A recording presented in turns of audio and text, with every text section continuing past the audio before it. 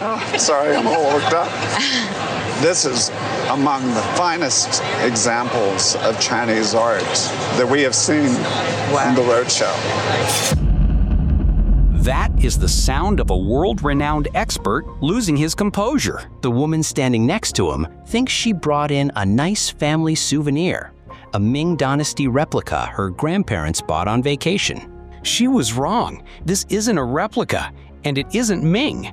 She walked in with a forgotten masterpiece from the Tang Dynasty, and she has no idea she's about to become a millionaire. She thought the statue was Ming Dynasty. That's about 500 years ago. But this goes back to the golden period of Chinese art, the Tang Dynasty. That powerhouse was no historical footnote. It was an era spanning 618 to 907 AD. It is widely considered the absolute peak of Chinese civilization. It was an age of immense wealth, unrivaled military power, and a stunning, confident bloom of cultural sophistication. This was the time of China's greatest poets, painters, and scholars, and the heart of this power, the epicenter of the known world, was the capital city, Chang'an. At the time, it was the most populous city on the planet, a sprawling, meticulously planned metropolis of over 1 million people enclosed by massive walls. But it was not an isolated fortress. Chang'an was the eastern anchor, the final destination of the most important trade route on Earth, the Silk Road. This vast network of paths and passages was a conduit. It carried not just silks, spices, and precious metals, but something far more transformative: ideas. Merchants, diplomats, monks, and artists from Persia, India, and the Byzantine Empire flocked to the capital. They brought new religions, like Buddhism. They brought new philosophies, new music, and new ways of seeing the world. This constant, vibrant flow of people and ideas created a confident, cosmopolitan culture. It was an empire that didn't just tolerate foreign influence. It absorbed it, celebrated it, and made it its own. This unique intersection of imperial power, trade wealth, and cultural curiosity is the key. It is the only environment that could have possibly created a masterpiece like this lion. But it also creates a central, fascinating mystery. The statue is a lion, and lions are not from China. So how did an animal from the plains of Africa and India become a masterwork of Chinese art? Why was this foreign creature so important? The answer, once again, lies with the Silk Road. Lions were not native, which made them impossibly rare. They were first introduced to the Chinese court as tribute, exotic, powerful, and terrifying gifts sent by ambassadors from Persia and Central Asia. They were symbols of royalty and immense power, a creature fit for an emperor. But they also carried a new, profound spiritual meaning. Along the same Silk Road, the religion of Buddhism was traveling east, capturing the hearts and minds of the empire. And in this new faith, the lion was a sacred protector. Its roar was said to represent the voice of the Buddha himself, the lion's roar, spreading his teachings, the Dharma, across the world. Because of this, the lion was transformed. It became a divine symbol, a protector of the faith. And in Tang China, this potent symbolism was reserved exclusively for high-status locations. This statue was not simply a decoration. It was not meant to be art as we know it displayed in a gallery. It was a Shishi, a guardian lion, and it would not have been alone.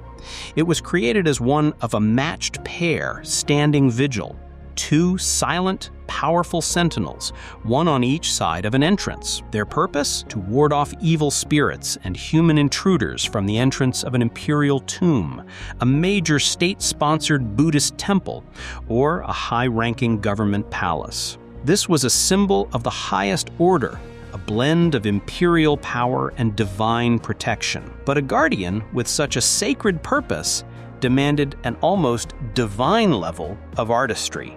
A guardian for an imperial tomb could not be made by just anyone. It required a master. The appraiser on Antiques Roadshow, Lark E. Mason, saw this instantly. It's why he was so worked up. He called the carving beautiful, the workmanship stunning. He pointed to the material itself, the finest quality marble you could get. This was not an imitation. This was not a student's work.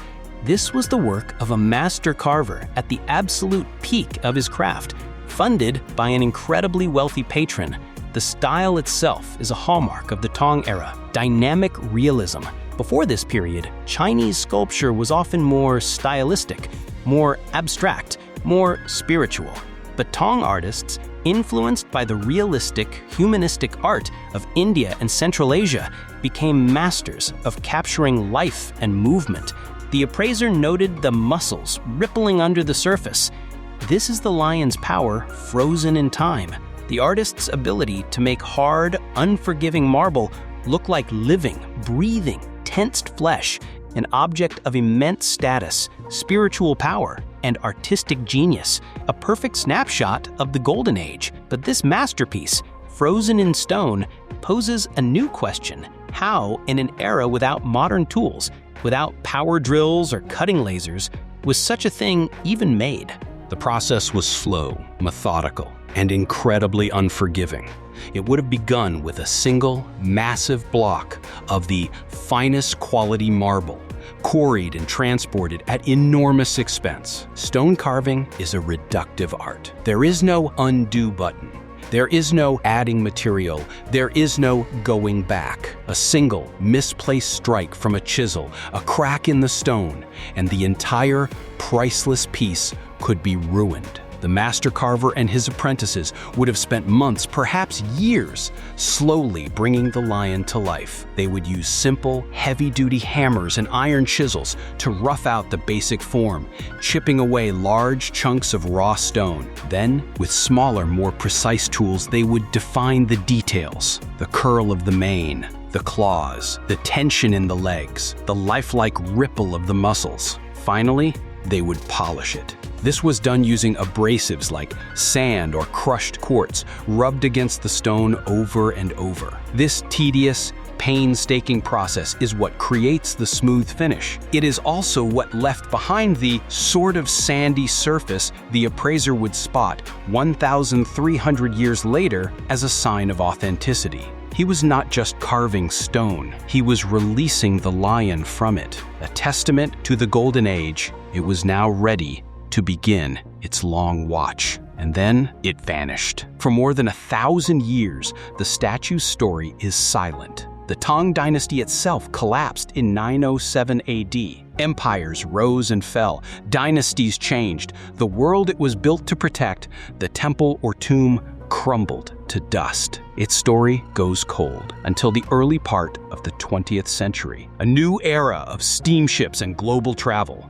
A couple from America, wealthy enough to tour the world, is traveling in China. They acquire the statue. This 1,000-year-old guardian, once a protector of emperors, becomes a souvenir. And with this new life comes a new incorrect identity, a family myth that would hide the truth for another 100 years. The lion, now removed from its ancient context, begins a new journey. It travels across the ocean and becomes a family heirloom. A beautiful, heavy object in a Western home, passed down from the grandparents. Its true identity, its 1,000-year-old purpose, is forgotten. It is a statue, nothing more. But the family is curious. They know it's something. At one point, an acquaintance, described only as someone who knew about Chinese art, looks at the piece. This expert gives the family a story, an identity for their statue. He tells them it is from the Ming Dynasty. This was a plausible guess for a non-expert.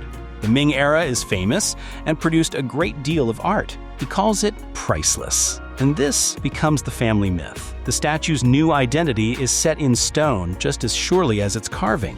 For decades, the family believes this story. Why wouldn't they? It was an expert opinion. It made the statue important. The lion is no longer a Tang Dynasty guardian. It is now a Ming Dynasty heirloom, a secret hiding in plain sight. Its true, far grander story, completely unknown and locked away, until the owner decides, on a whim, to take it to a local event, a broadcast of the Antiques Roadshow. The statue is placed on the appraiser's table. Lark E. Mason. He looks at it, and the mask of a calm, professional appraiser shatters. This is the moment from the opening. "It's fantastic," he says, his voice filled with genuine, unscripted emotion. He is, in his own words, all worked up. The owner, still believing the family myth, simply waits, perhaps expecting a confirmation. Mason begins to describe the piece, his excitement growing, the beautiful carving, the stunning workmanship. He calls it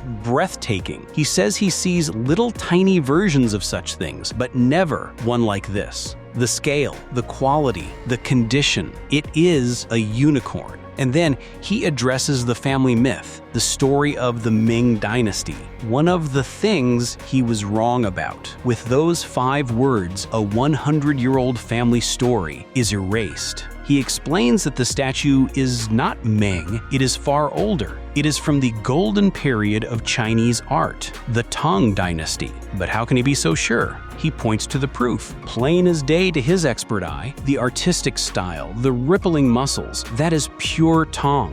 But the final, undeniable evidence is underneath. He shows the chisel work, the sort of sandy surface, a patina that gives every indication of great, authentic age. This is not a copy. It is not a fake. The family myth is gone. The truth is revealed. The statue's true 1,300-year-old identity is finally restored. It is a guardian lion from the Tang Dynasty, a museum-quality masterpiece. Only one question remains. The family was told it was priceless, but what is it worth? The appraiser, now more composed, turns to the final question. The family had been told it was priceless, but he is here to give a number. The owner, however, seems almost unconcerned with the value.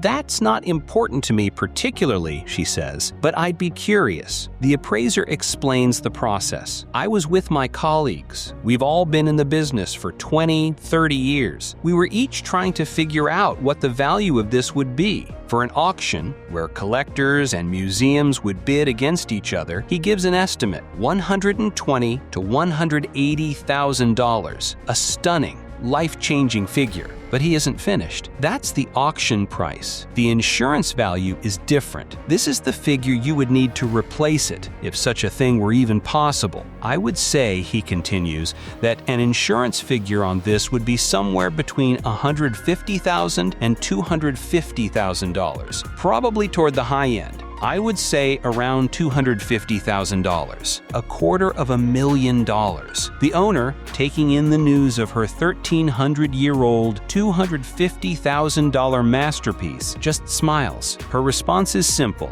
and perhaps the most telling part of the whole story. "I'm just really pleased.